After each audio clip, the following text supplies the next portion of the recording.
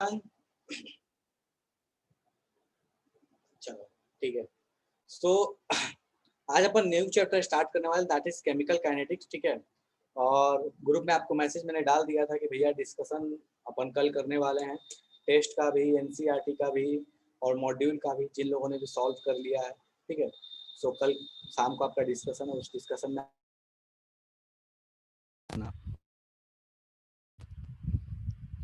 क्या हो गया भाई इसको, कैमरे को?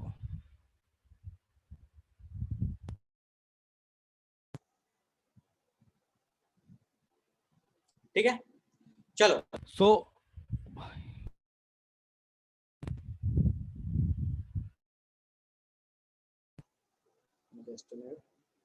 कुछ तो एरर हो गया।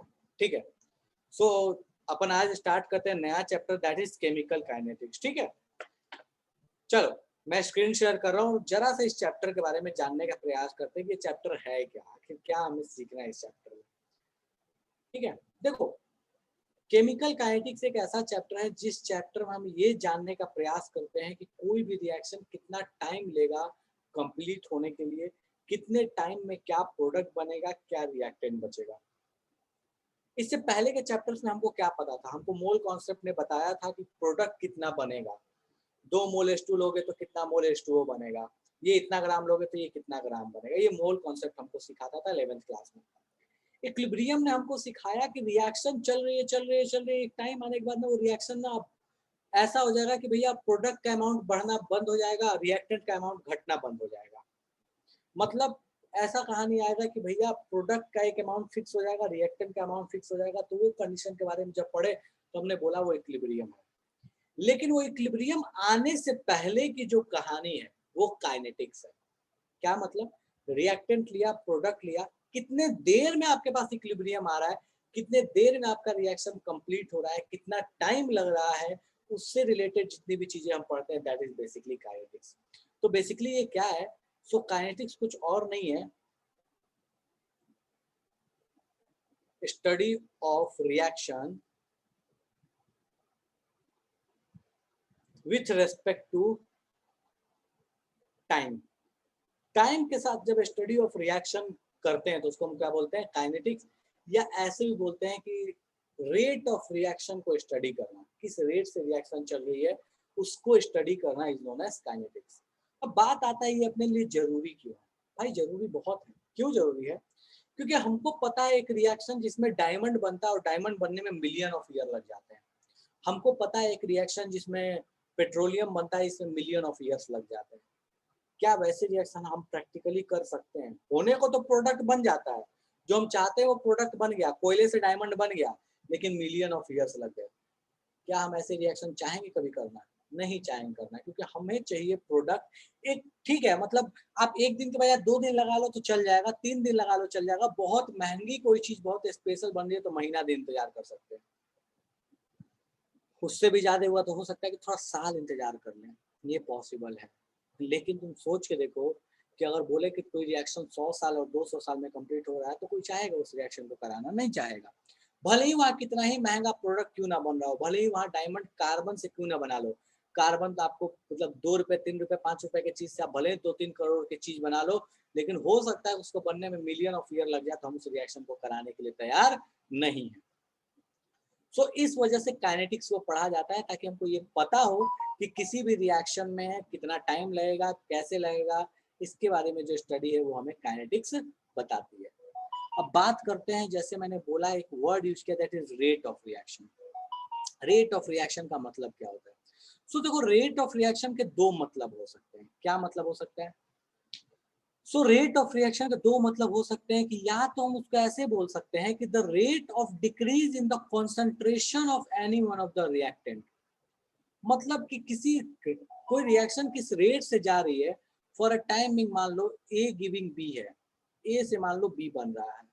सो बोलता क्या है कि किस रेट से ये घट रहा है, वो उसके रेस्पेक्ट में रेट ऑफ रिएक्शन बोल सकते हो, या किस रेट से ये बढ़ रहा है उसके रेस्पेक्ट में। कोई ये बोल सकता है कि अच्छा इसको आप बढ़ा के क्यों नहीं बता सकते? भैया रेट ऑफ रिएक्शन जब बात करें तो हमने ये एरो बनाया है फॉरवर्ड, मतलब हम ये मान के चले कि रिएक्शन क्या जा रही होगी, फॉरवर्ड जा रही होगी। सो हम दोनों चीजों के रिस्पेक्ट में बता सकते हैं, मतलब रिएक्टेंट का घटना या प्रोडक्ट का बढ़ना, इन दोनों कंडीशन में हम रेट ऑफ रिएक्शन को बता सकते हैं। अब बात आता है कि भैया रेट ऑफ रिएक्शन को हम बता तो सकते हैं, थोड़ा इसको फिजिक्स से रिलेट करके देखते हैं। सो फिजिक्स से रिलेट करके याद करोगे तो हमको पता है कि एक आदमी एक जगह से दूसरे जगह जब जाता है, ठीक है, सो ये जो चेंज एक जगह से दूसरे जगह का जाना, इसको हम किस टर्म में बताते हैं, किस टर्म में इसको डिफाइन करते हैं, तो हम बोलते हैं वेलोसिटी या स्पीड। स्पीड क्या चीज है? स्पीड को बोलते हैं कि rate change in distance with respect to time, that is speed. तो फिजिक्स का स्पीड और केमिस्ट्री में रेट ऑफ रिएक्शन एक ही तरह की चीज है।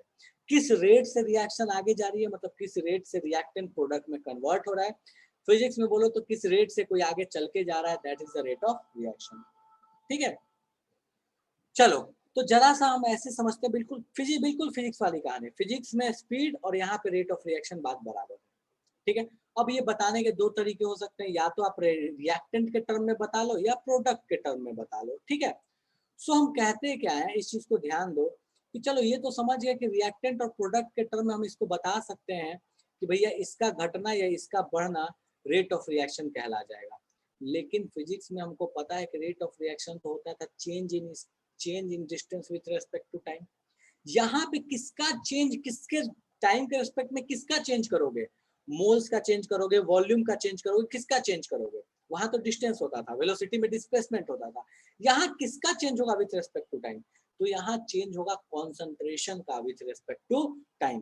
तो हम यहाँ पर रेट का मतलब हम यहाँ आसान भाषा में बोल सकते हैं, रेट का मतलब, ठीक है, कि change in concentration, change in concentration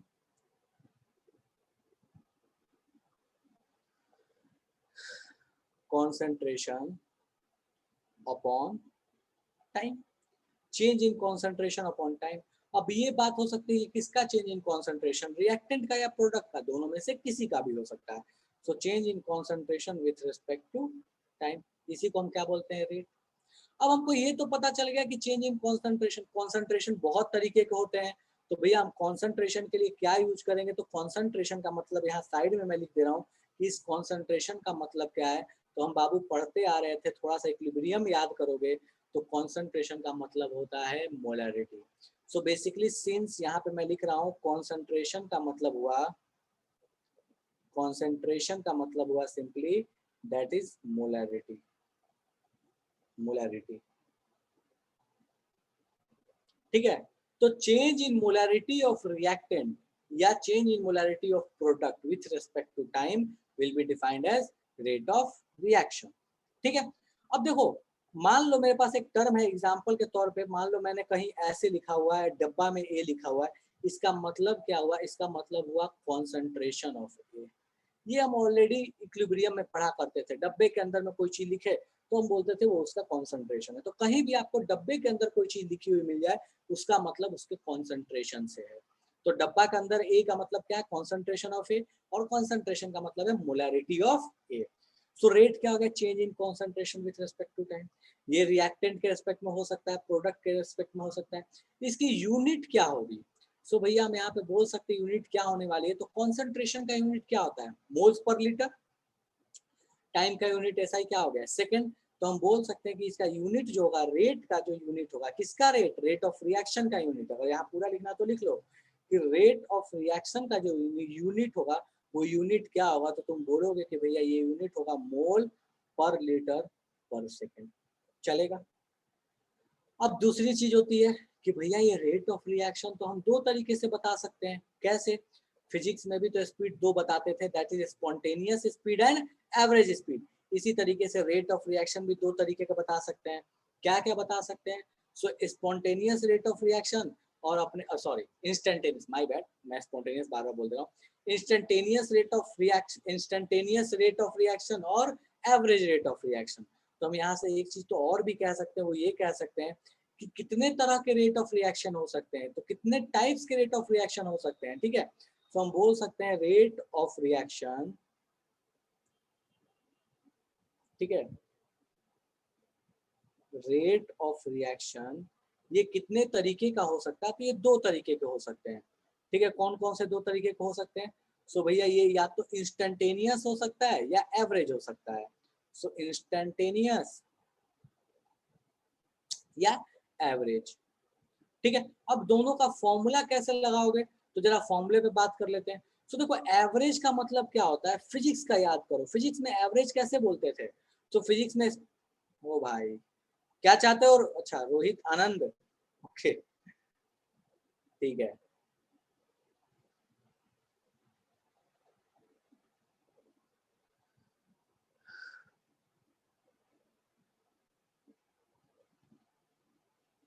एक मिनट रुको बस।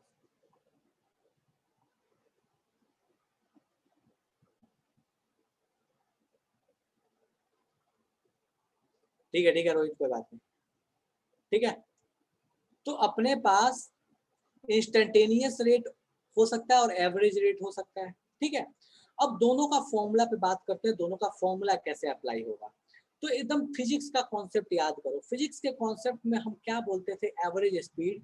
तो एवरेज स्पीड बाबू याद करोगे तो एवरेज स्पीड बोला करते थे, ऐसे बोलते थे, स्पीड के लिए मैं v का मैग्नीट्यूड लिख लेता हूँ, v का मैग्नीट्यूड स्पीड, तो बोलते थे d2 minus d1 divided by t2 minus t1, यही बोला करते थे एवरेज स्पीड। और आप इंस्टेंटेनियस स्पीड आप क्या बोला करते थे, आप बोलते थे कि ds बाई dt। ठीक है, इसको आप ऐसे भी बोला करते थे कि डेल्टा एस, तो एस के रिस्पेक्ट में ना, सॉरी डिस्टेंस में एस के रिस्पेक्ट में लिख लेते हैं। ठीक है, तो यहाँ पे बोल गया या s2 माइनस s1, तो इसको ऐसे ही बोलते थे delta S by delta T. तो एवरेज क्या होता है, delta S by delta T, और इंस्टेंटेनियस क्या होता है, D S by D T.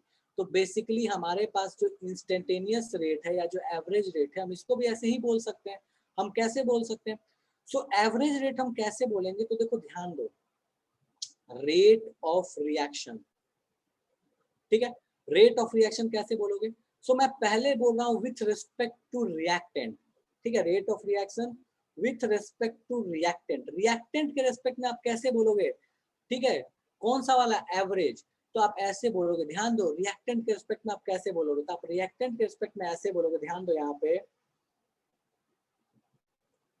Concentration, concentration of, ऐसे मैं एक रिएक्शन लिख लेता हूँ, इसको समझाता हूँ ऐसे। मान लो आर गिविंग पी है, ठीक है, इसका इनिशियल कंडीशन में इसका कॉन्सेंट्रेशन था R1, इसका फाइनल कंडीशन में इसका कॉन्सेंट्रेशन जो है इसका मान लो हो गया है R2। ठीक है, इसका इनिशियल कंडीशन में कॉन्सेंट्रेशन था P1 और इसका फाइनल में हो गया है P2। सो हमको बोला गया विथ रिस्पेक्ट टू रिएक्टेंट आपको रेट बताना है, कैसे लिखोगे। सो देखो रिएक्टेंट के रिस्पेक्ट में मैं रेट कैसे लिखूंगा, तो मैं ऐसे बोलूंगा रेट, ठीक है, इक्वल्स टू, ध्यान देना यहाँ पे, ये बताओ कि रिएक्टेंट का कॉन्सेंट्रेशन तो टाइम के साथ घटेगा, तो मैं ऐसे लिखूंगा, इसको सीधे ध्यान रखना, माइनस ऑफ R2 का कॉन्सेंट्रेशन माइनस माइनस R1 का concentration divided by T2 minus T1। ठीक है, ये कौन सा वाला रेट हो गया, ये अपने पास रेट हो गया एवरेज रेट। कैसे, तो final concentration minus initial concentration divided by final time minus initial time. ये किसके रेस्पेक्ट में हुआ, विथ रेस्पेक्ट टू रिएक्टेंट। अगर यही हमको विथ रेस्पेक्ट टू प्रोडक्ट बोलता, विथ रेस्पेक्ट टू प्रोडक्ट बोलता, तो हम कैसे लिखते इसी में, तो बेटा इसी में देखो यही कहानी बस ऐसे हो जाएगी, विथ रेस्पेक्ट टू प्रोडक्ट में यहाँ पे ये हो जाएगा P2 का कॉन्सेंट्रेशन माइनस P1 का concentration divided by T2 minus T1। अब देख के ये कुछ भी समझ में नहीं आ रहा है कि ये कहानी क्या है, जब क्वेश्चन करेंगे तो बेटर समझ में आएगा ये कहना क्या चाहता है। बस इसको अभी फिलहाल के लिए लिखते चलना इसी तरीके से जैसे मैंने बताया है। ठीक है, और इंस्टेंटेनियस रेट क्या होगा अपने पास, तो देखो इंस्टेंटेनियस रेट जो होगा वो हम बोल सकते हैं minus of dp concentration of p with respect to time, या dr बाई डी, या D sorry sorry sorry sorry minus of dr by dt, मतलब change in concentration of reactant with respect to time, या dp by dt change in concentration of product with respect to time. समझ में दोनों में से कहानी कोई भी नहीं है कि क्या है, फिलहाल के लिए छापो, एक क्वेश्चन करेंगे, न्यूमेरिकल करेंगे, तब बोलोगे ये आप फर्जी चीज के लिए इतना मेहनत क्यों कर रहे थे। ये बिल्कुल फिजिक्स वाली कहानी है, तो छापो इसको और फिर जरा क्वेश्चन करते हैं, फिर अपने को समझ में आएगा बेटर तरीके से ये क्या कहानी है। शुरू हो जाओ। थोड़ा पेशेंस रख लेना, इसको छापो, फिर क्वेश्चन से समझ में आएगा बेटर।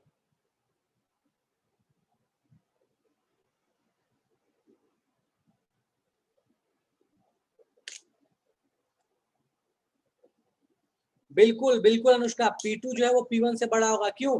क्योंकि प्रोडक्ट का अमाउंट बढ़ रहा है और रिएक्टेंट का अमाउंट घट रहा है, तो P2 will be greater than P1, तो इसलिए P2 माइनस P1 पॉजिटिव आएगा।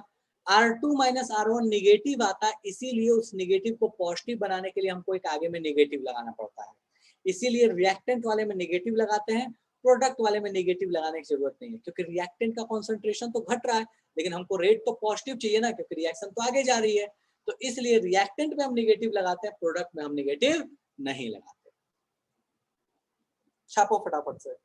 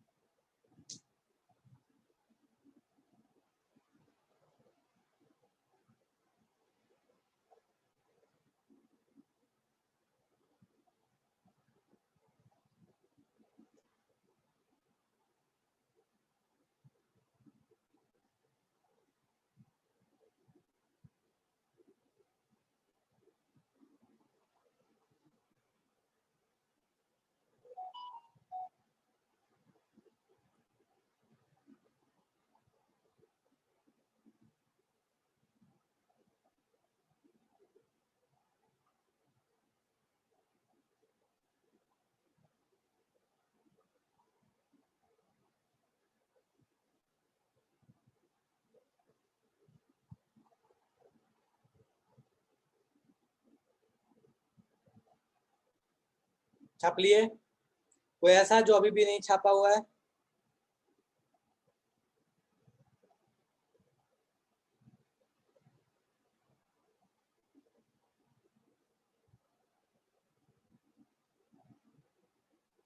डन है? चलो, सो ये अपने पास हो गया कहानी कि भैया रेट ऑफ रिएक्शन होता क्या है, ठीक है, और कैसे लिखते हैं। भेजे में न्यूमेरिकली कुछ नहीं गया, बस थियोरेटिकली चला गया कि थियोरेटिकली क्या चीज है, कि प्रोडक्ट का कॉन्सेंट्रेशन माइनस रिएक्टेंट, प्रोडक्ट का final concentration minus initial concentration divide by time, या रिएक्टेंट का final minus initial divide by time, बस इसमें एक माइनस एक्स्ट्रा लगा लेना है, यही चीज यहाँ पे दिया हुआ है। कॉन्सेंट्रेशन का मतलब क्या हुआ? मोलैरिटी। ठीक है, मान लिए ऐसा होता है, लेकिन ये क्या न्यूमेरिकली कैसे? तो देखो न्यूमेरिकली इसका एक एग्जांपल है, उसको देखो।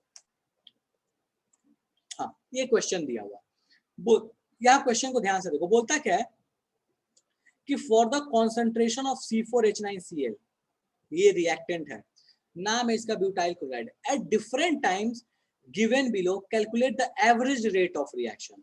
बोलता है कि अलग अलग टाइम पे बताओ एवरेज रेट ऑफ रिएक्शन क्या होगा, ठीक है, और अलग अलग टाइम इंटरवल पे देखो, ड्यूरिंग डिफरेंट टाइम इंटरवल, मतलब 0 सेकंड पे ये कितना है दिया है, 50 सेकंड पे कितना है, 100 पे कितना है, 150 पे कितना है, 200 पे कितना है, 300 पे कितना है, ये दिया हुआ है।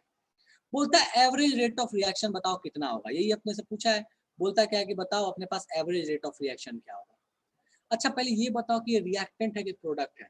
रिएक्टेंट है, तो रिएक्टेंट के लिए हम एवरेज रेट ऑफ रिएक्शन क्या लिखते हैं? तो रेट ऑफ रिएक्शन एवरेज क्या लिखेंगे? तो हमको पता है ना कि एवरेज क्या लिखेंगे, सो माइनस ऑफ क्या लिखेंगे, कॉन्सेंट्रेशन ऑफ R2, मतलब final concentration, minus R1 initial concentration, divided by T2 minus T1, यही लिखते हैं हम, और तो कुछ अलग लिखते नहीं है, जिसको हम आसान से ये भी बोलते हैं कि that is minus of delta R upon delta T, ये भी बोलते हैं इसको आसान भाषा में, ठीक है। चलो, अब पहले टाइम इंटरवल में निकालना है, मतलब 0 से 50 सेकंड के बीच में एवरेज रेट कितना है। अब एकदम क्वेश्चन को ऐसे समझो, कोई एक इंसान है, समझो यहाँ पे कोई एक आदमी है जो किसी पॉइंट ए से चलना शुरू किया, पॉइंट बी तक जा रहा है, पॉइंट ए से चलना किया, पॉइंट बी तक जा रहा है, इसको ए से बी जाने में कितना टाइम लगा? तो 50 सेकंड लगा। टाइम कितना लगा? 50 सेकंड लगा। डिस्टेंस कितना कवर किया? समझो, फाइनल कॉन्सेंट्रेशन इतना है, इनिशियल इतना है, डिस्टेंस कितना कवर किया, तो ये तुम बोलोगे कि भैया फाइनल माइनस इनिशियल कर लो, निगेटिव आएगा, कोई दिक्कत नहीं है, हम एक निगेटिव का साइन लगा के पॉजिटिव बना लेंगे। बिल्कुल ऐसे समझो, आपको डिस्टेंस भी पता चल गया, फाइनल पता है, इनिशियल पता है, दोनों का डिफरेंस लोगे तो डिस्टेंस पता चल गया। क्या स्पीड नहीं बता सकते? बिल्कुल बता सकते हैं। तो हम बोल सकते हैं, यहाँ पे हम आसानी से बोल सकते हैं कि बिटवीन टाइम इंटरवल, किस टाइम इंटरवल के बीच में,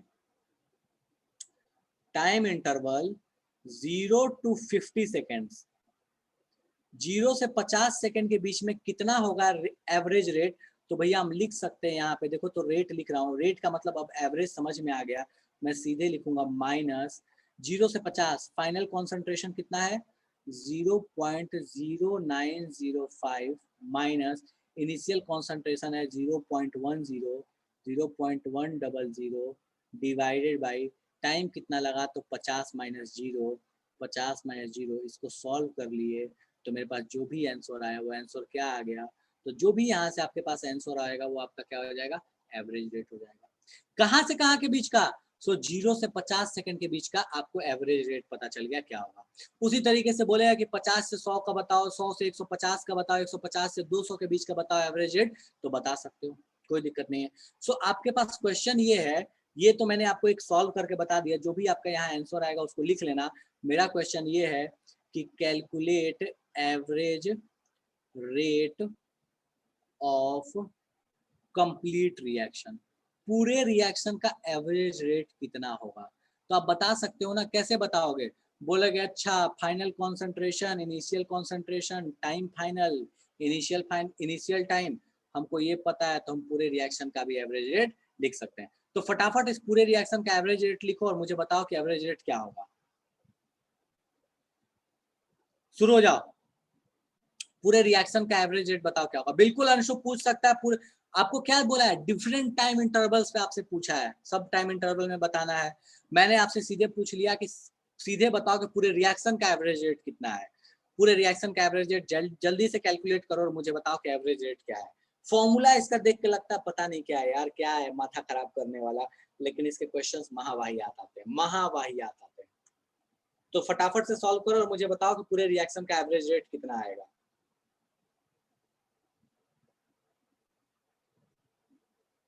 जल्दी से सॉल्व करो, बताओ।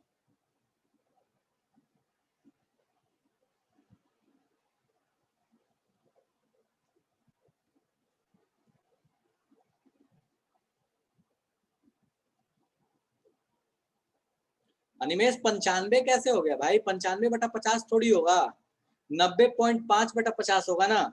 क्या लिख रहे हो, ऐसे कैलकुलेशन एरर कैसे कर सकते हो।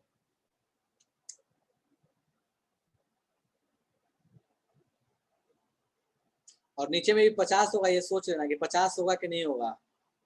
10 का पावर लगाना पड़ेगा ना आपको, 90 लिख लो कोई दिक्कत नहीं है, लेकिन 10 का पावर लगाना पड़ेगा फिर -3। ठीक है, करो फटाफट से।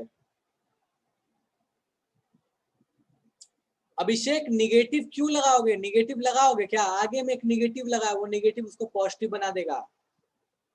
रिएक्टेंट के लिए जब लिखते हैं तो एक निगेटिव लगा के लिखते हैं, तो निगेटिव नहीं आएगा ना, पॉजिटिव हो जाएगा ना वो। तो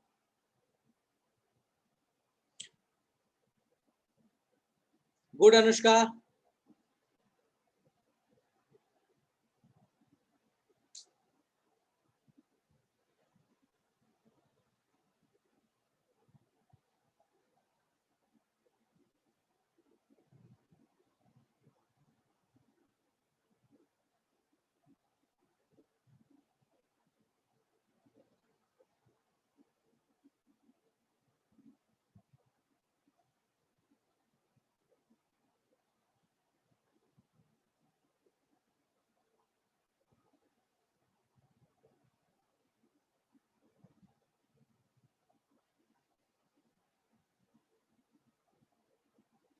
चलो ठीक है, सो कंप्लीट रिएक्शन का देखो भाई, लिखते हैं अपन average rate.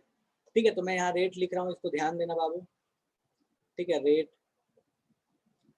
Equals to final concentration 0.017, तो minus final concentration of reactant, that is R2 minus initial concentration of reactant R1 divided by T2 minus T1, तो 800 minus 0, ठीक है। इसको सॉल्व करो तो माइनस 0.017 माइनस 0.100 डिवाइडेड बाई 800, इसको solve कर लो फटाफट से, तो ये आपके पास कितना आ गया, सो ये आपके पास आ गया 0.083 डिवाइडेड बाई 800, ठीक है। इसको सॉल्व कर लो फटाफट से, आपका आंसर आ जाएगा, जो भी आंसर आ रहा होगा अप्रोक्सीमेटली, ठीक है। अप्रोक्सीमेटली मतलब 1.0 समथिंग इंटू 10 का पावर -3 के रेंज में आएगा, बट ठीक है, इतना भी लिखो तो दिक्कत नहीं है। यूनिट इसका क्या रहेगा, सो यूनिट रहेगा मोल पर लीटर पर सेकेंड, ठीक है, चलेगा। किसी को इसमें तकलीफ है, कोई ऐसा जो कहना चाहता है कि भैया हमको समझ नहीं आया, जादू हो गया, ठीक है, वो मैथमेटिकली सॉल्व कर लो, उसका इशू नहीं है। बस पॉइंट ये कि कॉन्सेप्चुअली ये समझ आया कि नहीं आया, आंसर कैसे निकालोगे। डन है। कोई ऐसा जिसको लगता है कभी भी समझ नहीं आया तो फटाफट से पूछ लो, भैया हमको अभी भी समझ में नहीं आया, जादू हो गया है। डन है।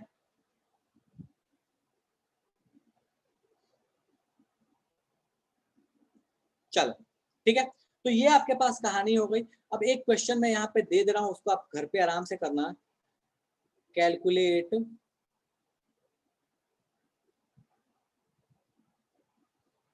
Average rate from time 50 seconds to 700 second. 50 second से लेकर 700 सेकेंड के बीच में क्या एवरेज रेट है, आपको ये कैलकुलेट करना है। आप आराम से कैलकुलेट कीजिए घर पे, कोई दिक्कत नहीं है, ठीक है।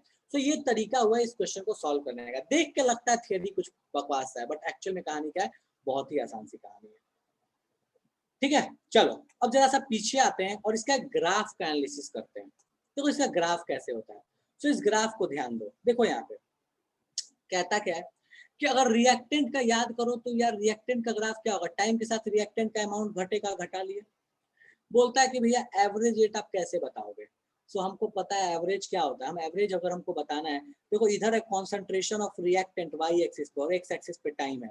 हमको एवरेज बताना, हम कैसे बताएंगे, change in concentration of reactant upon change in time, यही करेंगे ना।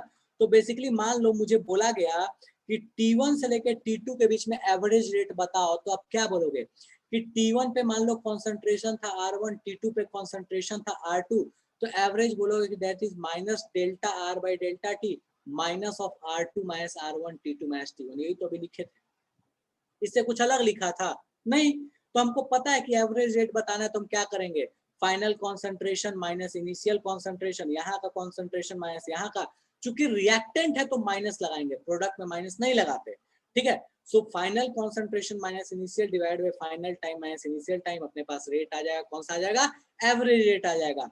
अगर वही इंस्टेंटेनियस बोलता तो क्या करते, इसी ग्राफ में मान लो बोलता है कि टी टाइम पे इंस्टेंटेनियस रेट बताओ, तो इस टी टाइम पे इस ग्राफ को क्या करते, इक्वेशन को डिफरेंशिएट करते। क्वेश्चन में आपको इक्वेशन लिख के देगा, बोर्ड्स में कभी नहीं आने वाला, कभी भी नहीं आएगा कि आपको इक्वेशन दे देगा रिएक्टेंट का, बोलेगा कि भैया बताओ रेट ऑफ रिएक्शन क्या है, नहीं आएगा, ठीक है। लेकिन अगर कभी कोई कॉम्पिटेटिव में आ गया तो आपको इक्वेशन दे देगा, भाई इक्वेशन दे देगा, तो किसी जगह पे आप स्लोप नहीं बता सकते हो, तो ये आर का function with respect to time आपको दे देगा, आपको बता देगा, बोला कि इस टाइम पे बताओ रेट ऑफ रिएक्शन क्या होगा। सो बोलोगे कि इंस्टेंटेनियस रेट क्या होगा, तो minus D R by D T, जो डेल्टा था वो डी बन जाएगा, डिफरेंशिएट कर दो। सो बेसिकली किसी भी पॉइंट पे रेट ऑफ रिएक्शन क्या होता है, तो निगेटिव ऑफ स्लोप होता है। कब, जब आपके पास कॉन्सेंट्रेशन ऑफ रिएक्टेंट का with respect to time graph दिया हुआ है। इंस्टेंटेनियस वाला नहीं आएगा, इससे परेशान नहीं होना, ग्राफ देखे, ठीक है। चलो अब आपको मान लो प्रोडक्ट के रिस्पेक्ट में बोलता, तो हमको पता है कि टाइम के साथ प्रोडक्ट बढ़ता है, बढ़ते बढ़ते इक्विलिब्रियम आ जाएगा।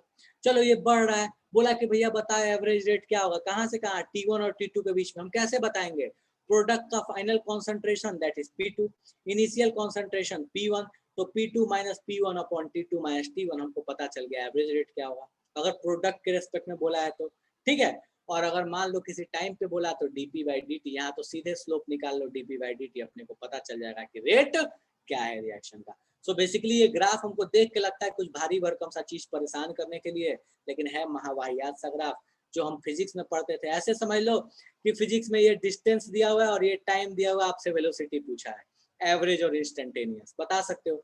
यहाँ पे भी डिस्टेंस है, टाइम है, एवरेज और इंस्टेंटेनियस पूछा है, बता सकते हो। बस ये प्रोडक्ट के रेस्पेक्ट में है और ये रिएक्टेंट के रेस्पेक्ट में है। चलेगा, फटाफट छापो, किसी को कोई समस्या है तो पूछो। इस ग्राफ को पहले बनाओ, फिर उस क्वेश्चन को लिखना। पहले इस ग्राफ को बनाओ, उस क्वेश्चन को नहीं लिखना, पहले इस ग्राफ को बनाओ फटाफट से। और ग्राफ देख के परेशान मत हो जाना कि वाह भारी भरकम सा ग्राफ है, माँ भाई यार सा ग्राफ है, बेवकूफ बना रहा है, ऑलरेडी हमको ये सब आता है। छापो फटाफट से।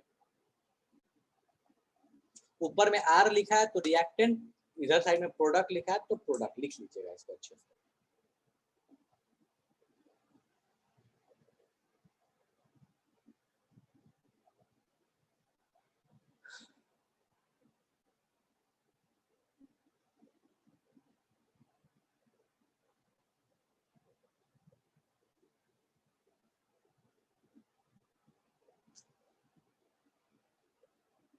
अरे भारी कुछ नहीं है, क्या भारी है, ये ग्राफ बनाना भारी है। क्वेश्चन भारी था क्या इसका? इसी का क्वेश्चन दिया था आगे वाला, भारी क्वेश्चन था? भारी है। ग्राफ बनाने में मेहनत है, क्वेश्चन तो बिल्कुल आसान है, महावाहियात क्वेश्चन है इसका।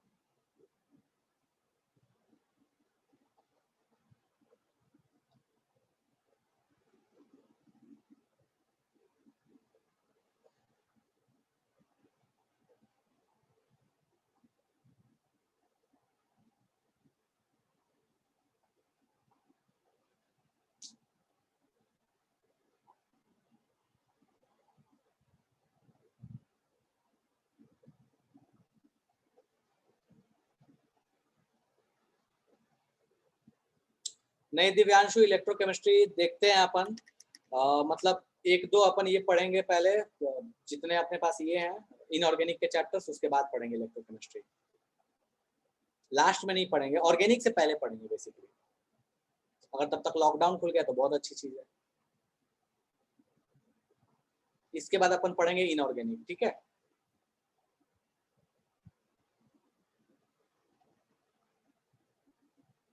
प्रॉपर रट्टा मार।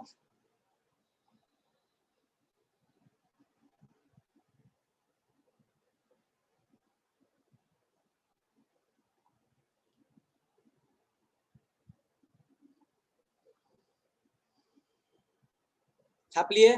कोई ऐसा जो अभी भी ग्राफ बना रहा है? कोई ऐसा जो अभी भी ग्राफ बना रहा है? बना लो, बना लो भाई, बना लो।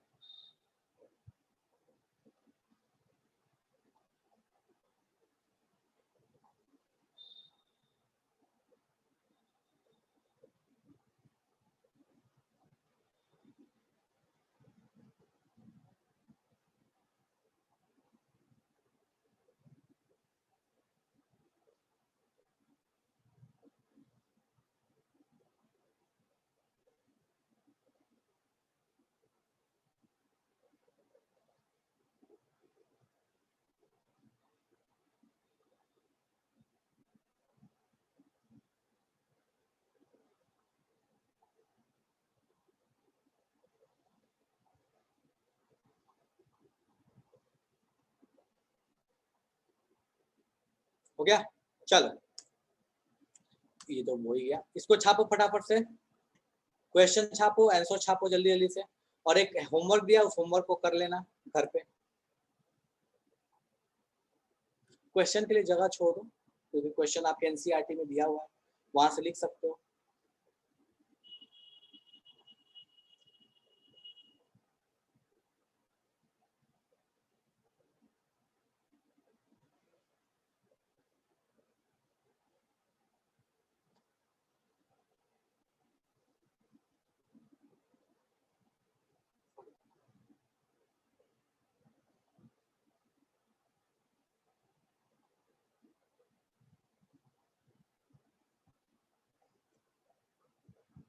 छाप के जल्दी से मुझे मैसेज करो।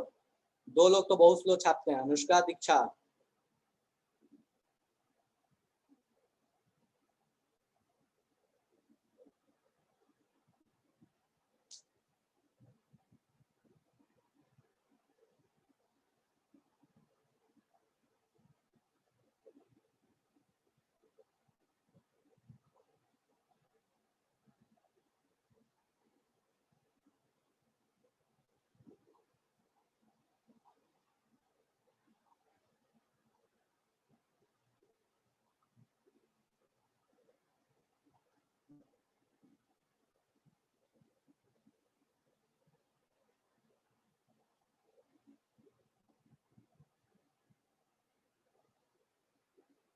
डन है?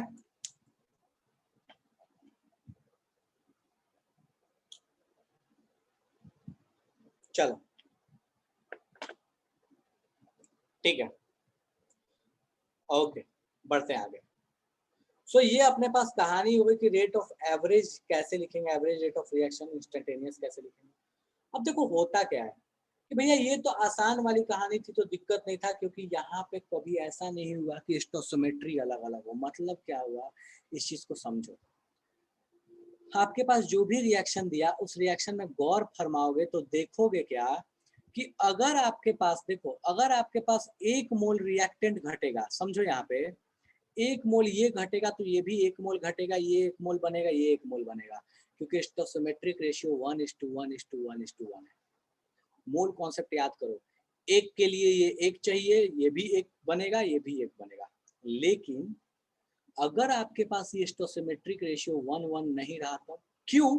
क्योंकि अगर 1:1 नहीं रहा तो देखो ये 1 मोल जाएगा, और मान लो यहाँ 4 होता, ये 1 होता और यहाँ 4 होता, यहाँ 1 होता और यहाँ 4 होता, तो ये 1 मोल जाता तो ये 4 मोल बनता। मतलब रेट ऑफ रिएक्शन इसके हिसाब से अलग और इसके हिसाब से अलग आता। क्या ऐसा हो सकता है कि एक गाड़ी चल रही है और उसके लिए स्पीड 2 अलग अलग हो? ऐसा नहीं होगा ना। तो हमारे लिए जनरल रेट ऑफ रिएक्शन, ठीक है, तो यहाँ जनरल रेट ऑफ रिएक्शन जो होता है वो दोनों के लिए अलग अलग आ रहा होता, फिर समस्या हो जाती। फिर हम किसके लिए, किससे कैलकुलेट करें, रिएक्टेंट के हिसाब से या प्रोडक्ट के हिसाब से?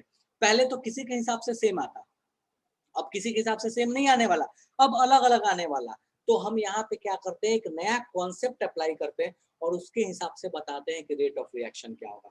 तो देखो उसके हिसाब से हम रेट ऑफ रिएक्शन कैसे लिखते हैं, तो हम कहते क्या है कि अगर आपके पास अलग अलग स्टोसिमेट्री है, यहाँ ध्यान दो, expressing rate of reaction where stoichiometric coefficient of reactant or product are not equal to 1, अगर 1 नहीं है तो हम क्या करते हैं। सो एक एग्जांपल लेके मैं आपको समझाता हूँ कि क्या करते हैं। मान लो आपके पास एक रिएक्शन है, ठीक है, एक रिएक्शन कुछ इस तरीके की है, ए इज स्टोसियोमेट्री, बी बी, और ये दे रहा है मान लो अपने को सी सी प्लस डी डी। तो मैं यहाँ रेट ऑफ रिएक्शन में कैसे लिखूंगा, तो यहाँ बाबू ध्यान देना, ये इंपॉर्टेंट बहुत ज्यादा है। रेट ऑफ रिएक्शन कैसे लिखूंगा, दोनों में बताऊंगा, इंस्टेंटेनियस और एवरेज कैसे लिखेंगे।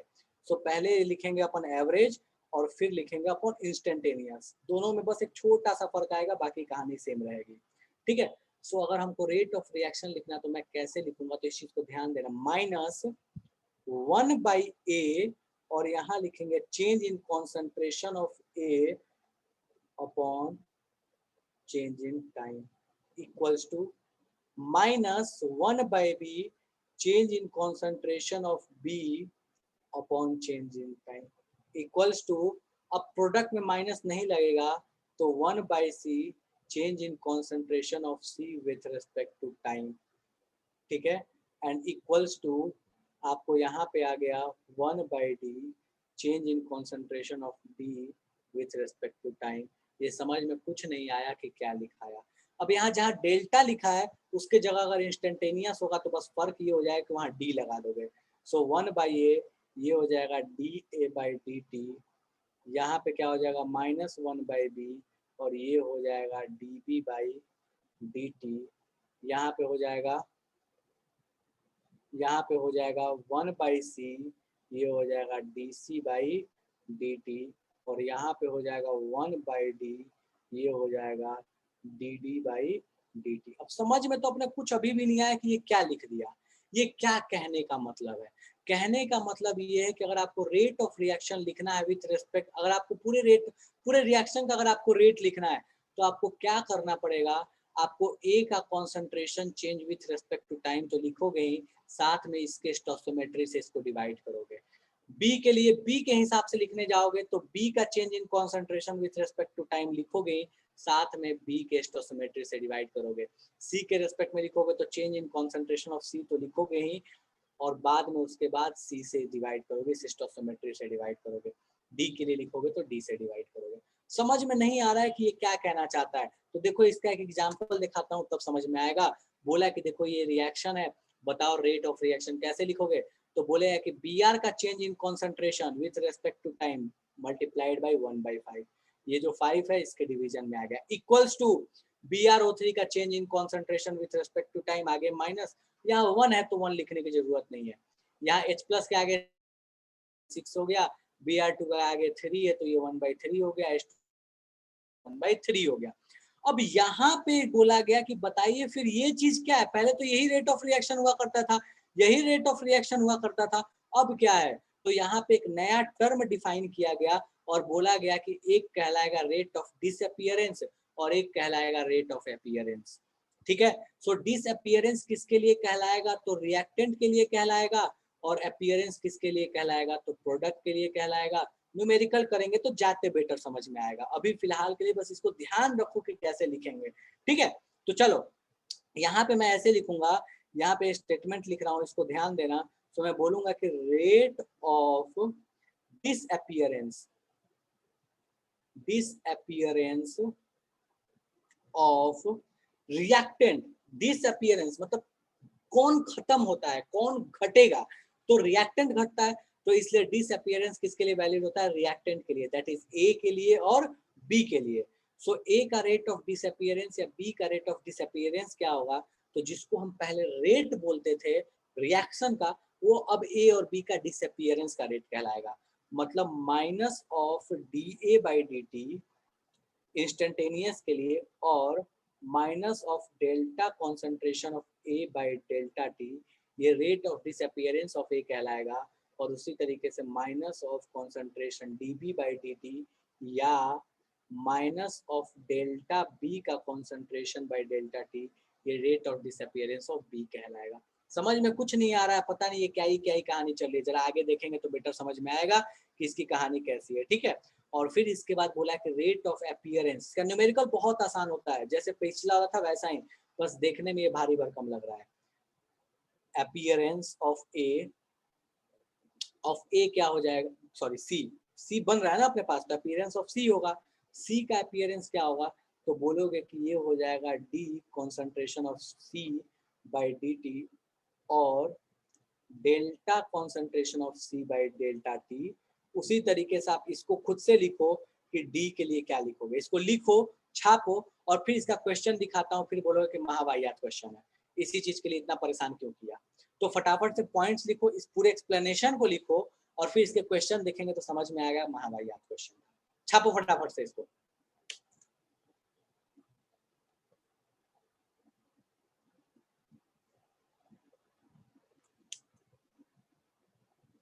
थियरी छापो, फिर इसके क्वेश्चंस करा रहा हूँ तो समझ में आएगा महावाहियात था ये, बस बेवकूफ बनाने का तरीका था, इतना भारी भरकम सा डरा डरा के।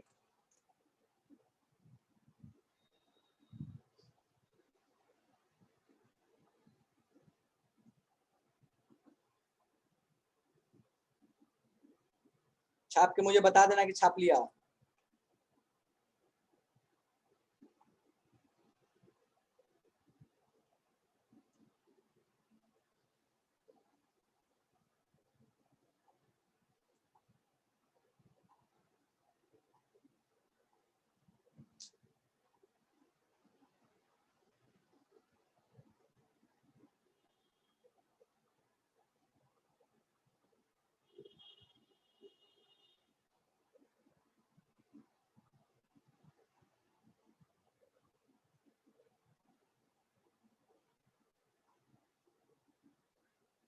चलो अब मैं थोड़ा एक्सप्लेनेशन पे मेरे ध्यान दो, मैं जो स्टेटमेंट बोल रहा हूँ मैं कैसे बोलूंगा, तो मैं देखो इसमें ऐसे बोलूंगा, इस वाले इक्वेशन में।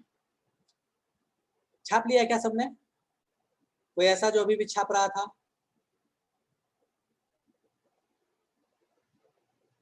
बोलना होता है भाई, कोई ऐसा जो अभी भी छाप रहे हो, नहीं है, चलो। सो मैं इसमें एक स्टेटमेंट बोल रहा हूँ, इसको ध्यान देना, चाहे एवरेज हो चाहे इंस्टेंटेनियस हो, दोनों में लॉजिक सेम ही है। रेट ऑफ रिएक्शन क्या होगा, तो चाहे ए का, बी का, सी का या डी का किसी का भी दे दे, किसी के रेस्पेक्ट में दे दे, वो रेट ऑफ रिएक्शन हमेशा एक ही वैल्यू आएगी, चाहे वो ए के हिसाब से निकालो, बी के, सी या डी के हिसाब से निकालो, रेट ऑफ रिएक्शन सेम ही आएगा। मैं खड़ा होकर देख रहा हूँ कोई कितना तेजी से चल रहा है, तुम भी मेरे जगह खड़ा होकर देखोगे तो वही आएगा, कोई तीसरा आके देखेगा मेरे जगह खड़ा होकर तो रेट ऑफ रिएक्शन वही आएगा। मतलब रेट ऑफ रिएक्शन जो होता है वो इस बात पे डिपेंड नहीं करता कि भैया आप ए के लिए अलग, बी के लिए, सी के लिए, डी के लिए, नहीं, सबके लिए रेट ऑफ रिएक्शन सेम आएगा। अब यहाँ पे ये जो चीज लिखी है ये क्या है, तो -1/a delta A by D T या -1/a D A by D T, this whole is rate of reaction. ठीक है, अब ये ए के, बी के, सी के, डी के, किसी के भी रिस्पेक्ट में निकालोगे वैल्यू सेम ही आएगी। अगर इसके हिसाब से 10 आया तो यहाँ भी 10, यहाँ भी 10 और यहाँ भी 10 ही आएगा, अलग नहीं आएगा, क्योंकि इक्वल टू का साइन लगा हुआ है, ध्यान देना। फिर बोला कि आखिर चलो ये तो समझ आया, लेकिन सिर्फ delta A by delta T क्या होगा, सिर्फ D A by D T क्या होगा, इस ए को मैं नहीं मान रहा, मैं इसको हटा दे रहा हूँ।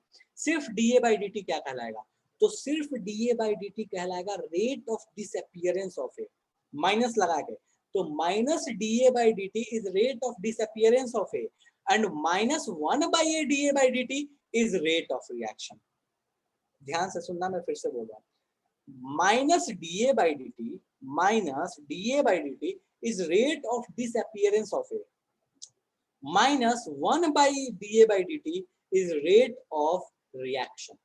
Some similar यहाँ समझो, dC by dt is the rate of appearance of C, 1 by C dC by dt is the rate of reaction.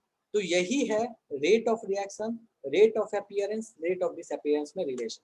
इस एग्जाम्पल को समझो, इसको मैं हटा दूं, मैं सिर्फ इतने टर्म में बात करूं, इतना टर्म, इस माइनस को लेते हुए इतना टर्म, तो मैं क्या बोलूंगा, minus delta B R by D T is rate of disappearance of B R. लेकिन इस पूरे को जब बोलूंगा तो बोलूंगा कि -1/5 delta B R by D T is rate of reaction. Same यहाँ कहानी, delta R delta B R two by D T is, या delta B R two by delta T is rate of appearance of B R two, लेकिन 1/3 delta B R two by delta T is the rate of reaction. ठीक है, तो इस चीज को समझो, यहाँ पे मैं बना दे रहा हूँ और इसको मैं लिख दे रहा हूँ। ये येलो से जिसको बोला किया, ये क्या है, rate of appearance of B R two. ठीक है, जिसको येलो से गोला किया है, और जिसको रेड से गोला किया है वो क्या है, सो वो रेट ऑफ रिएक्शन है, किसी एक के रिस्पेक्ट में लिख दिया। ठीक है, so rate of reaction, rate of reaction आप किसी के हिसाब से निकालोगे तो सेम आएगा, लेकिन रेट ऑफ अपीयरेंस और डिसअपीयरेंस सबका अलग अलग आएगा, लेकिन रेट ऑफ रिएक्शन सबके हिसाब से क्या आने वाला है, सेम आने वाला है। ठीक है, तो मैं एक पॉइंट बना के लिख दे रहा हूं, rate of reaction is same for all reactants और products। रेट ऑफ रिएक्शन सबके लिए सेम होगा, बट अपीयरेंस और डिसअपीयरेंस सेम हो भी सकता है, नहीं भी हो सकता। ठीक है, इस एग्जांपल को छापो फटाफट से, और अपन आगे आएंगे तो समझ में आएगा इसका एप्लीकेशन कैसे। छापो इसको जल्दी से छापो, तो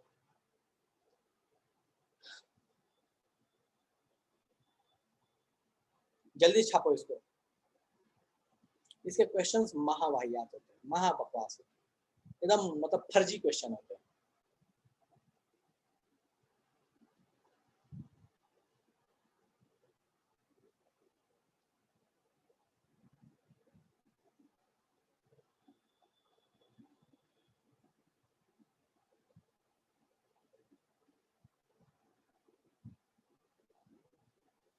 छप लिया, चलो आगे आते हैं।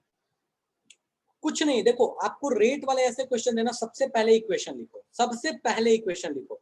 माथा, इसमें तो इक्वेशन लिखने के लिए ही बोला, फटाफट से बाबू इसका इक्वेशन लिखो। तो इसके लिए रेट का इक्वेशन लिखो, x2 y2, जैसे ये लिखा था ना, बिल्कुल जैसे ये लिखा हुआ है उसी तरीके से इसके लिए इक्वेशन लिखो।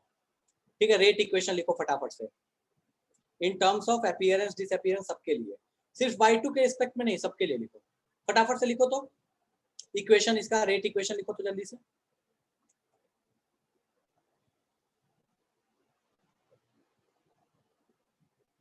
चलो, तो बहुत लोग लिख लिए होंगे, तो मैं लिख रहा हूं, रेट ऑफ रिएक्शन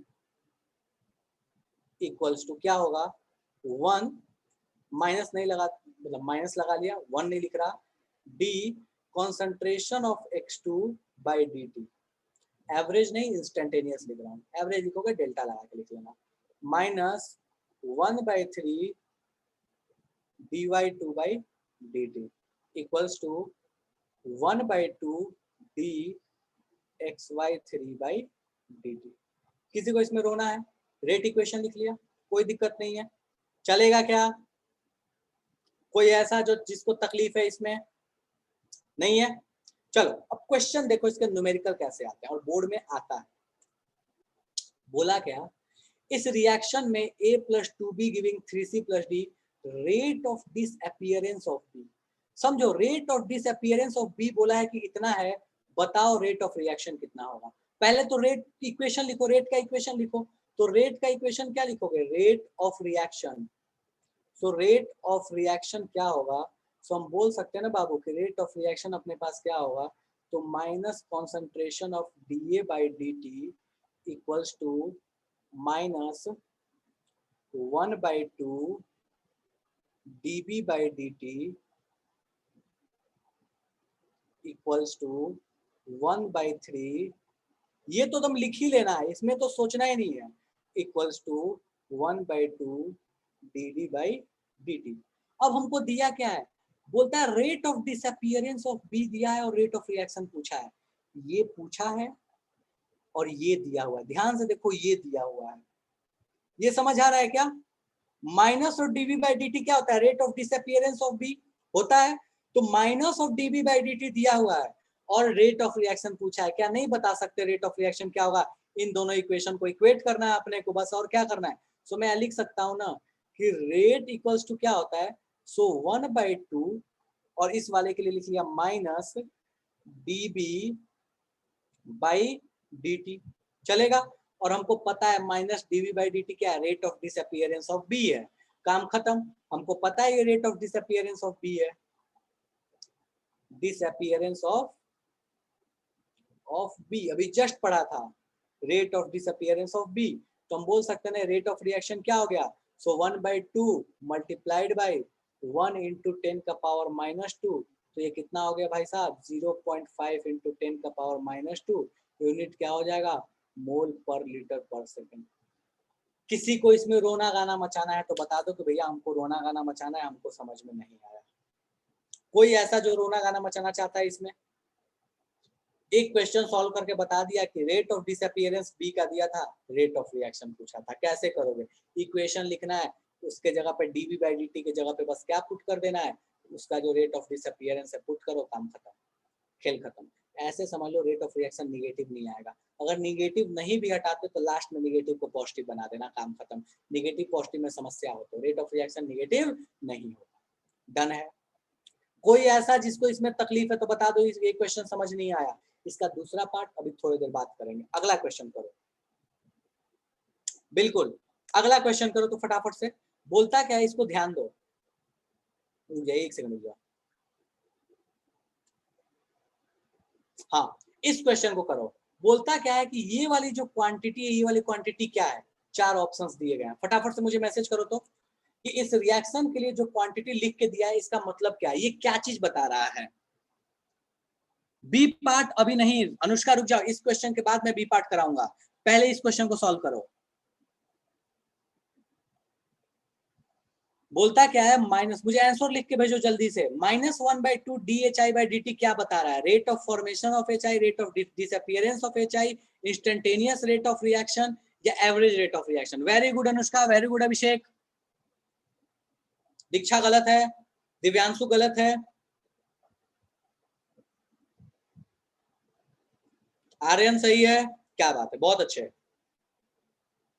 1/2 लग गया, 1/2 मतलब रेट हो गया। 1/2 नहीं होता तो डिसअपीयरेंस ऑफ बी होता, 1/2 डिसअपीयरेंस ऑफ HI होता, लेकिन 1/2 लग गया, इसका मतलब वो क्या है? रेट ऑफ रिएक्शन है। ये तो डन हो गया। बात है कि एवरेज है या इंस्टेंटेनियस है। डी लगा है तो इंस्टेंटेनियस है, डेल्टा लगता तो एवरेज होता। अगर यही -DHI बाई dt देता तो बोलते that is disappearance of HI, लेकिन -1/2 DHI बाई dt है तो that is rate of reaction. किसी को रोना है इसमें? कोई जो रोना चाहता है? नहीं है। अब चलो उस क्वेश्चन पे वापस आ रहा हूं जो क्वेश्चन दिया था। बोला है इसका second part, rate change in concentration of A. Rate change in concentration of A का मतलब हुआ आपको बेसिकली बताना है यहाँ पे dA बाई dt कितना होगा, dA बाई dt कितना होगा। फटाफट से इसको सॉल्व करो, मुझे बताओ कि यहाँ dA बाई dt कितना होगा और इसका मतलब हुआ dc बाई dt कितना होगा। सॉल्व करो और जल्दी से बताओ ये कितना होगा। इक्वेशन देखो और किसको किसको इक्वेट कर दोगे, इसको इक्वेट कर दोगे तो a वाला आ जाए, नहीं इसको इक्वेट कर दोगे तो a वाला आ जाएगा, और इसको इक्वेट कर दोगे तो c वाला आ जाएगा। d और माइनस dv बाई dt आपको यहाँ दिया हुआ है, फटाफट से बताओ da by dt dc by dt। शुरू हो जाओ। बी पार्ट यही है, ये ए पार्ट था, बी पार्ट जल्दी सॉल्व करो।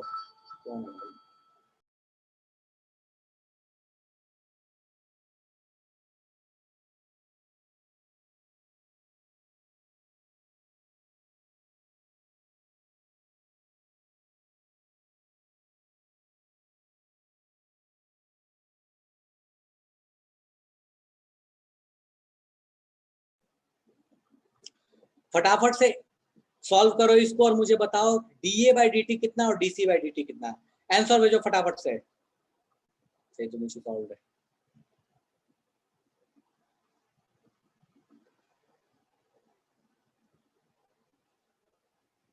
क्या बोलता है, rate change of concentration of A मतलब da बाई dt, और rate change of concentration of c मतलब dc बाई dt। क्या बात है, dc by dt Anushka, very good.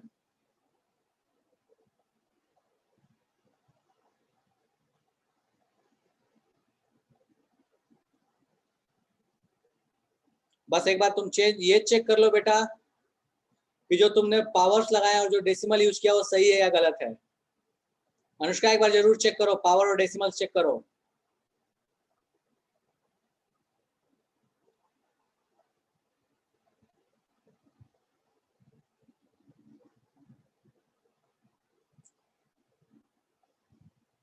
इतना भारी क्वेश्चन तो नहीं है यार, जो इतना टाइम लग रहा है किसी का आंसर नहीं आया।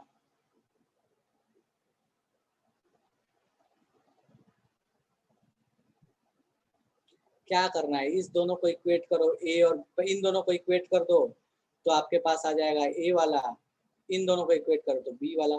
ठीक है, आर्यन सही है, दिव्यांशु सही है, अनुष्का सही है, हाँ अब सही है, अब सही है।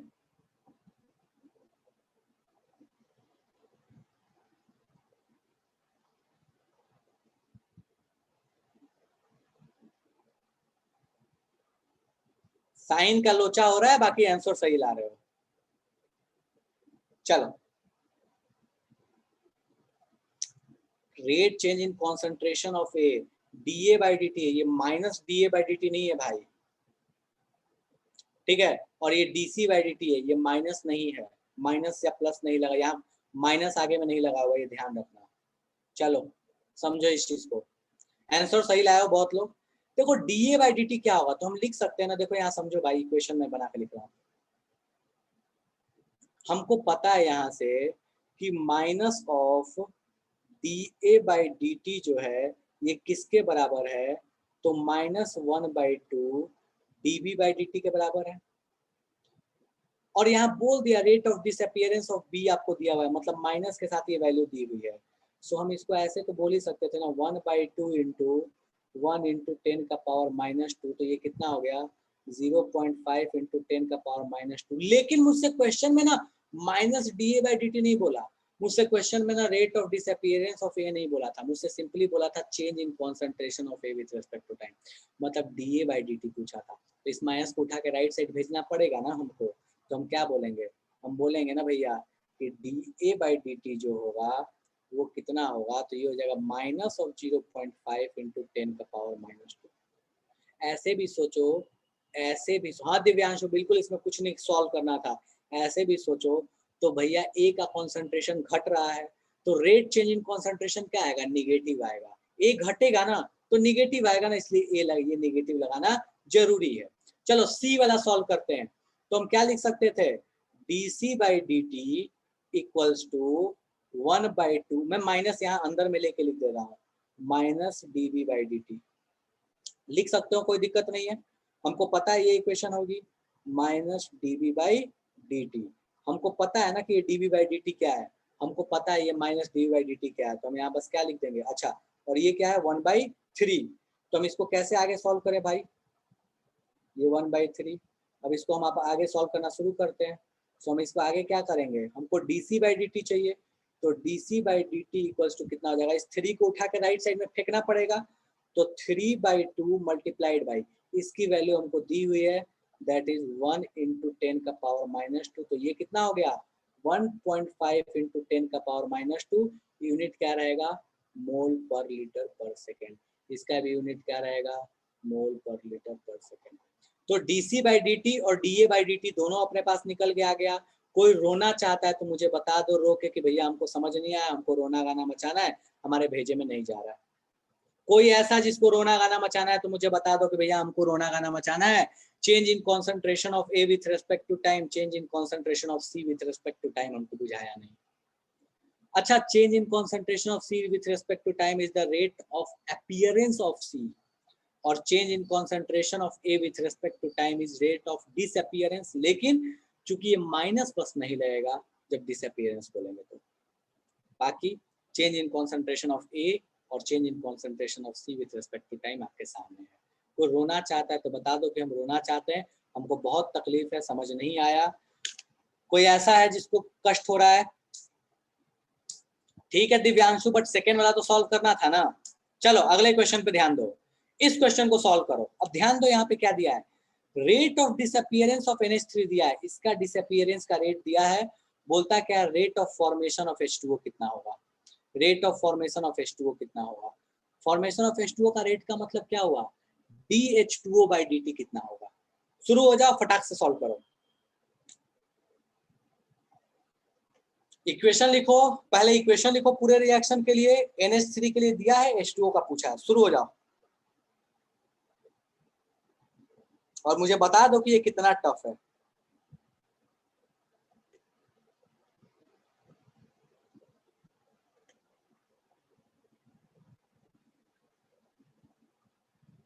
अगर ये मैथ्स नहीं सॉल्व हो रहा है तो बहुत समस्या है भाई। इक्वेशन लिखो, फटाक से सॉल्व करो।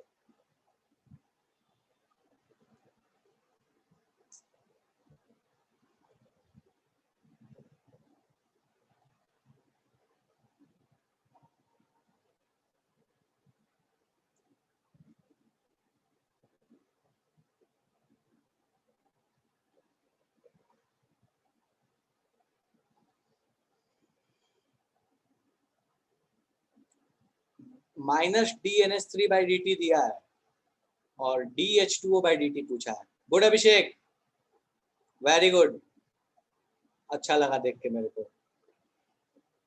अनुष्का वेरी गुड,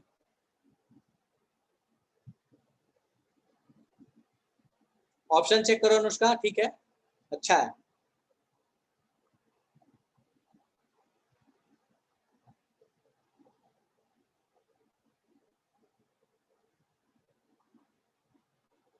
और जनता कहाँ है भाई? हाँ ठीक है, दिव्यांशु, आर्यन, दीक्षा, गुड दीक्षा, निखिल, रेवांश, कहाँ हो भाई? रोशन, पढ़ाई लिखाई करना बेटा छोड़ दिया क्या? रोशन, आवाज आ रही है मेरी? दिव्यांशु गलत है, दिव्यांशु सॉल्व करो, गलत सॉल्व किए हो। दीक्षा सही है। रोशन, क्वेश्चन सॉल्व नहीं हो रहा है, ये कहाँ केमिस्ट्री है, ये तो मैथ्स है, ये तो सॉल्व होना चाहिए। आर्यन सही है, वेरी गुड।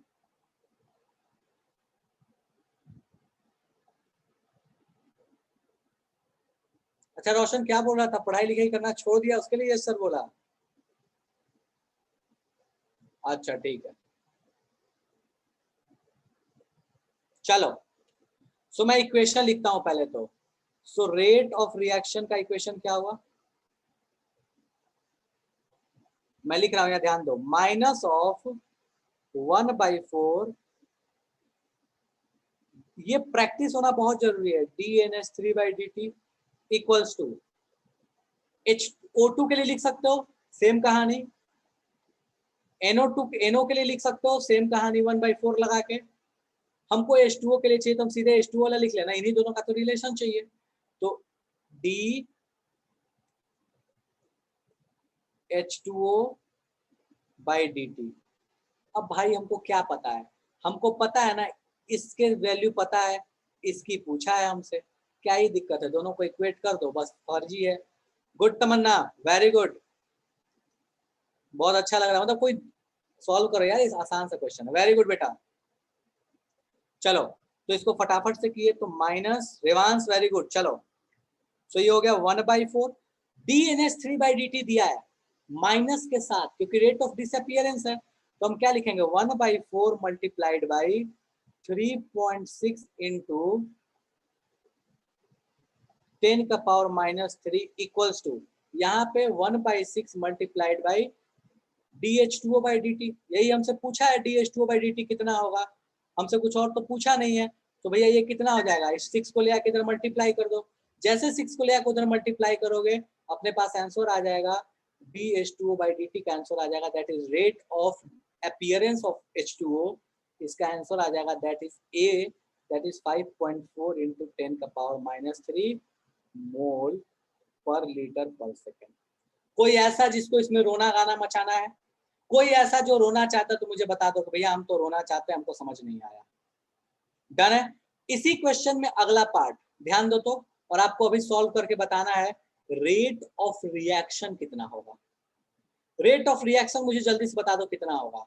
रेट ऑफ, आपने ये तो बता दिया कि H2O का फॉर्मेशन का रेट क्या होगा, रेट ऑफ रिएक्शन कितना होगा मुझे जल्दी बताओ।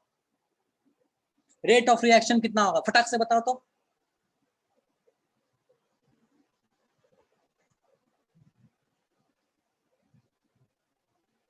ऑप्शन में नहीं दिया हुआ है, अच्छा दिया हुआ है, नहीं दिया हुआ है। Good Anushka, very good.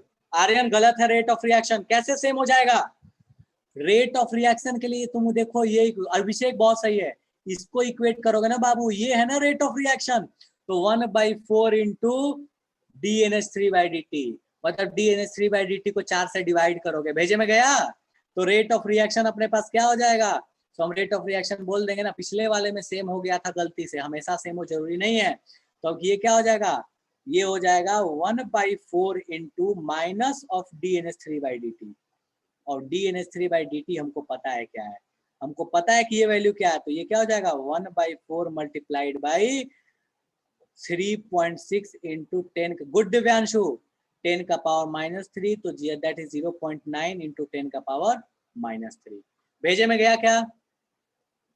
कोई ऐसा जिसको लगता है कि भैया हमको ये समझ अभी भी नहीं आया, तो मुझे बता दो फटाफट से कि भैया हमको तो अभी भी समझ नहीं आया, ये तो जादू हो गया, इस दुनिया का क्वेश्चन नहीं है ये। आर्यन क्लियर है क्या, आर्यन क्लियर है क्या।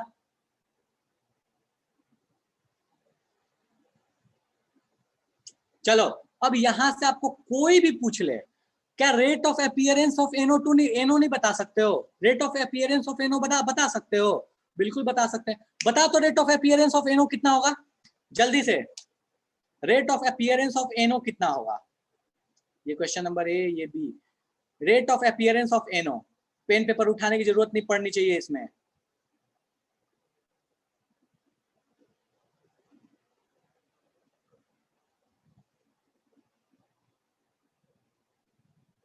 जल्दी से बताओ NO का रेट ऑफ अपीयरेंस कितना होगा। Very good Abhishek, very good Anushka, O sorry,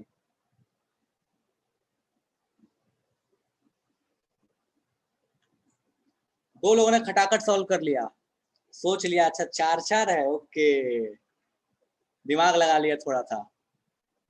rate of appearance of NO जल्दी बताओ कितना होगा।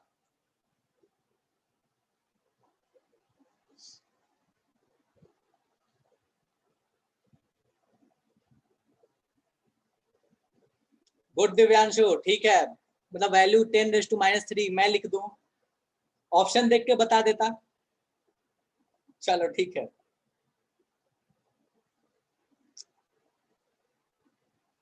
और जनता कहाँ है भाई, जल्दी बताओ rate of appearance of NO। तमन्ना, आर्यन, दीक्षा कहाँ हो, ठीक है दिव्यांशु, वेरी गुड, अरे ठीक है ऑप्शन बोल दे, मैं समझ गया। रेवांश वेरी गुड, 10⁻² कैसे आया दिव्यांशु, 10⁻³ आएगा, रेवांश वेरी गुड। चलो तो rate of appearance of NO भी कितना होगा 3.6 इंटू 10 का पावर -3 चलेगा। तो 3.6 इंटू 10 का पावर -3 कैसे, देखो ना भाई इक्वेशन देखो, इसका जो डिसअपियरेंस है और NO वाला जो अपीयरेंस है वो बात बराबर ही है, एक में माइनस एक में प्लस, बस यही है ना। बाकी 1/4 एक में 1/4 उसमें भी, क्या ही फर्क पड़ना। भेजे में गया क्या, कोई ऐसा जिसको इसमें तकलीफ है तो मुझे बता दो कि हमको समझ में नहीं आया जादू कैसे हुआ।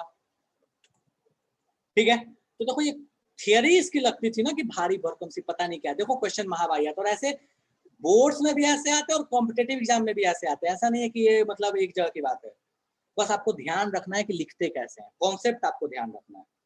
ठीक है, किसी को इसमें तकलीफ है, कोई ऐसा इसको लगता है इसमें तकलीफ है समझ में नहीं आया, मैं सबसे पूछ रहा हूँ भाई, सबको परमिशन दे रहा हूँ, किसी को तकलीफ है ऑडियो ऑन करके सीधे पूछ सकते हो। कोई जिसको तकलीफ लगे किसी भी अब rate of appearance of NO बोल दिया, rate of disappearance of O2 बोल दिया।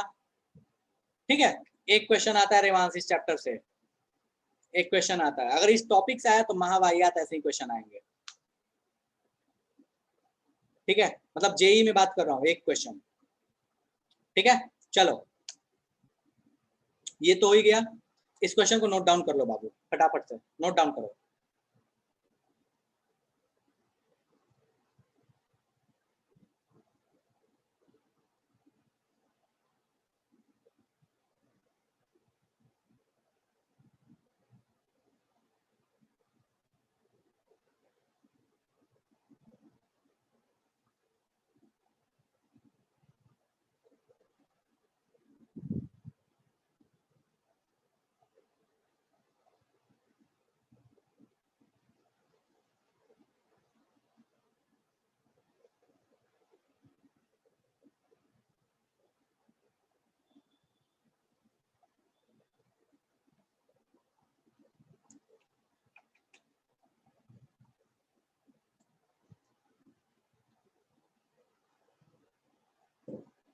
छाप लिया सबने, चलो अब इस क्वेश्चन को देखो, ये आराम से आप घर पे ट्राई करना, एनसीईआरटी का क्वेश्चन है, बिल्कुल बकवास था, उसी कॉन्सेप्ट पे दिया हुआ है। ठीक है, इसको आराम से घर पे ट्राई करना, नहीं हो तो अगली क्लास में पूछ लेना। देखो मैं समझा दे रहा हूँ क्या है, बोलता क्या है कि ये N2O5 का इनिशियल कॉन्सेंट्रेशन था 2.33, फाइनल है 2.08, मतलब हमको क्या पता, फाइनल पता है इनिशियल पता, तो फाइनल माइनस इनिशियल करेंगे तो हमारे पास क्या आ जाएगा, डेल्टा ऑफ N2O5 आ जाएगा। ठीक है, टाइम दिया हुआ है हमको 184 मिनट लगा, सेकंड्स में कन्वर्ट करना हो तो सेकंड्स में कर लेना। तो नीचे में डेल्टा टी हमको पता है, हमको ये पता, हमको ये पता, हमसे पूछा क्या है, बोलता है क्या है कि rate of production of NO2 बताओ कितना होगा। पहले तो हम इक्वेशन लिख लेते हैं, सो हम इसको ऐसे लिखेंगे 1/2 minus equals to 1/4 delta NO2 divided by delta T, यही लिखेंगे ना अपन, कुछ अलग तो है नहीं।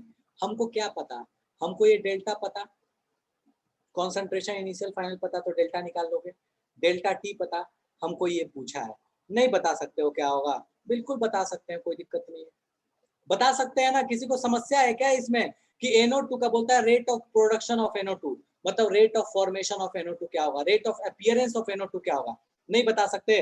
किसी को रोना है इसमें, तकलीफ है तो बता दो, वरना घर पे सॉल्व करना हो जाएगा। तो ये आपका होमवर्क है, आराम से इसको घर पे सॉल्व करना, सॉल्व कैसे करना ये भी बता दिया मैंने। ठीक है, तो यहाँ तक आज की सभा हम समाप्त करते हैं यहीं पे। किसी को डाउट हो तो डाउट पूछ सकते हो, बाकी जनता जा सकती है, कोई दिक्कत नहीं है। इस क्वेश्चन को करना, और ये आपका 2 होमवर्क है, ये भी दोनों होमवर्क है एनसीईआरटी के, ये दोनों होमवर्क है आपका, इन टेक्स्ट क्वेश्चन और ये आपका क्वेश्चन, ये आपको घर पे करना है, आसान से क्वेश्चन है, घर पे आराम से ट्राई करना है। किसी को डाउट है तो पूछ सकते हो, बाकी जनता जा सकती है। ऑडियो ऑन करने का परमिशन है, पूछ सकते हो। स्लाइड बिल्कुल रेवान स्लाइड अपलोड कर दूंगा यार मैं, कोई दिक्कत नहीं है, शाम को अपलोड करूंगा, लेकिन शाम या रात, मतलब रात को देखना। ठीक है, ठीक है, अच्छा थोड़ा जल्दी चाहिए, ठीक है, मैं थोड़ी देर में अपलोड कर दूंगा रेवांश। ठीक है। 1 घंटे में देख लेना, सारे अपलोड, पूरा स्लाइड अपलोड कर दूंगा मैं, ठीक है। चलो ठीक है, 1 घंटे के अंदर देख लेना, अपलोडेड रहेगा। 1 घंटे का 10 मिनट में देख लो यार, जब जरूरत है तो मैं अभी अपलोड कर दे रहा हूँ, ठीक है। 10 मिनट के अंदर देख लो अपलोडेड, ठीक है। चलो ठीक है, तो इसी के साथ सभा समाप्त, अगले क्लास में फिर आगे कहानी कंटिन्यू करें, ठीक है। पिछले क्लास का कौन सॉल्यूशन का बोल रहे हो दिव्यांशु? यार सॉल्यूशन के स्लाइड कुछ उसमें हो गया था ना, कुछ गायब है ना। हाँ उसको एडिट करना पड़ेगा यार, उसको शाम को मैं कर दूंगा, उसको एडिट करना पड़ेगा। ये अभी अपलोड कर दे रहा हूँ, उसको एडिट करके मैं शाम को अपलोड कर दूंगा, ठीक है। हाँ ठीक है।